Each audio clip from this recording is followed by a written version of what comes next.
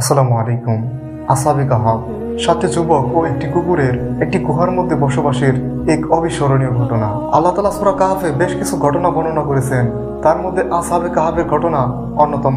আসহাবে কাহাফ শব্দের অর্থ গুহাবাসী। পবিত্র কোরআনে এই সূরাটির নাম কাহাফ রাখা হয়েছে মূলত এই ঘটনাটিকে কেন্দ্র করেই। আর পবিত্র কোরআনে এই সূরার মধ্যে একটি কুকুরের ঘটনা বর্ণনা করা হয়েছে, আর এই কুকুরটি জান্নাতে প্রবেশ করবে সেটিও বলা হয়েছে।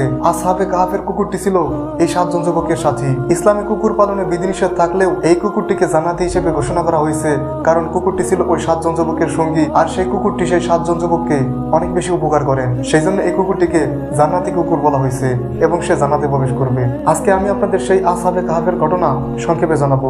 তো চলুন আজকের ভিডিওটি শুরু করি। রোমে তাকিউস নামে এক নিষ্ঠুর ছিলেন। সেই রাজ্যে 7 জন যুবক আল্লাহর উপর ঈমান আনে। যেহেতু সেই রাজ্যটি ছিল মুশরিকদের, তাই তারা মানুষকে গোপনে ঈমানের দাওয়াত দিত। তাদের মধ্যে যে দলপতি ছিল তার একটি কুকুর ছিল। তারা যখন মানুষকে ঈমানের দাওয়াত দিত তখন সেই কুকুরটি বাইরে পাহারা দিত। একটা সময় তাকিউস তাদের কথা জেনে যায় এবং তাদেরকে রাজ দরবারে ডেকে আনে। তাদেরকে সম্রাট ডেকে এনে ভয় দেখাতে থাকে আর বলতে থাকে, তোমাদের মাথা দেহ থেকে আলাদা করে দেব। তোমাদেরকে 3 দিনের সময় দিলাম। তোমরা যদি 3 দিনের মধ্যে এ পথ না ছাড়তে পারো তাহলে তোমাদেরকে হত্যা করা হবে। এরপর ওই 7 জন যুবক সিদ্ধান্ত নিল তারা ওই রাজ্যে আর থাকবে না। এরপর ওই কুকুরটিকে নিয়ে তারা বেরিয়ে পড়লেন অজানা এক গন্তব্যে। তারা হাঁটতে হাঁটতে পাহাড়ের কাছে পৌঁছালো।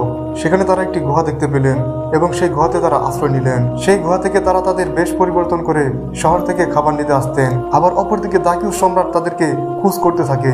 এই খবর পেয়ে ওই 7 জন যুবক আল্লাহ তাআলার কাছে দোয়া করতে থাকে আর আল্লাহ তাআলাকে বলতে থাকে, হে আল্লাহ, আপনি আমাদেরকে সাহায্য করুন। এরপর আল্লাহ তাআলা তাদের দোয়া কবুল করলেন। এরপর আল্লাহ তাআলা ওই 7 যুবককে গুহার ভিতর ঘুম পাড়িয়ে দিলেন এবং সেই কুকুরটিকে গুহার সামনে ঘুম পাড়িয়ে দিলেন। এদিকে দাকিউস একটা সময় খবর পেলেন সেই যুবকেরা একটা গুহার ভিতর আশ্রয় নিয়েছে। এরপর দাকিউস দলবল নিয়ে সেই গুহার সামনে গেলেন ঠিকই, কিন্তু গুহার ভেতরে প্রবেশ করতে পারলেন না। তিনি ভয় পেলেন। এভাবে আল্লাহ তাআলা তাদেরকে সাহায্য করলো। সেই যুবকগুলো একটা সময় ঘুম থেকে উঠলো। তারা ঘুম থেকে ওঠার পর নামাজ আদায় করলো। তারা নিজেদের মধ্যে আলোচনা করতে থাকে, আসলে আমরা কতদিন ঘুমালাম। কেউ বলে 1 দিন, কেউ বলে 2 দিন, কেউ বলে 7 দিন, কেউ বলে 1 মাস। এরকম ভাবে তারা আলোচনা করতে থাকে। এরপর তারা ক্ষুধা অনুভব করলো এবং একজনকে বাজারে পাঠালো খাবার কেনার জন্য। বাজারে গিয়ে যখন খাবার ক্রয় করার জন্য তিনি তার হাতের মুদ্রাগুলো দোকানিকে দিলেন, সেই মুদ্রা বা দিরহাম দেখে দোকানি অবাক হয়ে বলল, এই মুদ্রা তুমি কোথায় পেয়েছ? এটি তো আমাদের বর্তমান রাজ্যের মুদ্রা নয়। আশেপাশের লোকও তাকে সন্দেহ করতে শুরু করলো, কারণ তারা ভাবতেছিল সে হয়তো বা কোনো গুপ্তধন পেয়েছে, তাই তারা তাকে সন্দেহ করতেছিল এবং তাকে বলতেছিল, তুমি এই টাকা কোথায় পেয়েছ বলো। এরকম ভাবে সন্দেহ করে তাকে রাজদরবারে নিয়ে যাওয়া হলো।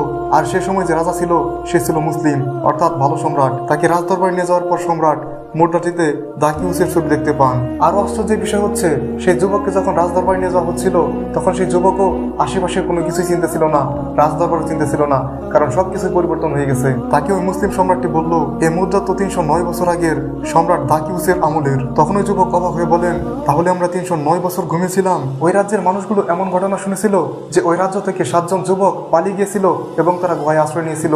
এরকম ঘটনা ওই রাজ্যের মানুষ জানতো। তারপর ওই মুসলিম সম্রাটটি অবাক হয়ে যায়। তখন ওই মুসলিম সম্রাট বলল, তোমার বাকি সঙ্গীরা কোথায়? তখন ওই যুবক বলল, গুহার ভেতরে আছে। এরপর ওই মুসলিম সম্রাট সহ রাজ্যের প্রায় সবাই গিয়ে দেখলো বাকি 6 জন যুবক ওই গুহার ভিতরে আছে এবং সেই কুকুরটিও সেখানেই আছে। এরপর ওই ঘটনাটি দেখে ওই মুসলিম সম্রাটটি অবাক হয়ে যায় এবং আল্লাহ তাআলা সিজদায় পড়ে সে শুকরিয়া আদায় করে। এই ঘটনাটি ঘটার পর ওই 7 যুবক তাদের সামনে আবারও ঘুমিয়ে পড়লেন। এরপর আল্লাহ তাআলা তাদেরকে মৃত্যুদান করলো। এই ঘটনাটি দেখে তারা সবাই শিক্ষা পেল এবং ওই রাজ্যের সবাই হেদায়েতের পথে আসলো। এই ঘটনার মাধ্যমে আমরা একটা শিক্ষাও পাই যে আল্লাহ তাআলা 7 জন যুবককে 309 বছর ঘুমিয়ে রাখার পর আবার জীবিত করতে পারে। ঠিক তেমনি আল্লাহ তাআলা আমাদেরকে মৃত্যুর পরে আবারও কিয়ামত দিবসে জাগ্রত করতে পারে এবং সেখানে বিচার কার্য করতে পারে। সেটা আল্লাহ তাআলার কাছে কিছুই নয়, কারণ আল্লাহ তাআলাই সর্বশক্তিমান, তিনি চাইলে সবই পারেন।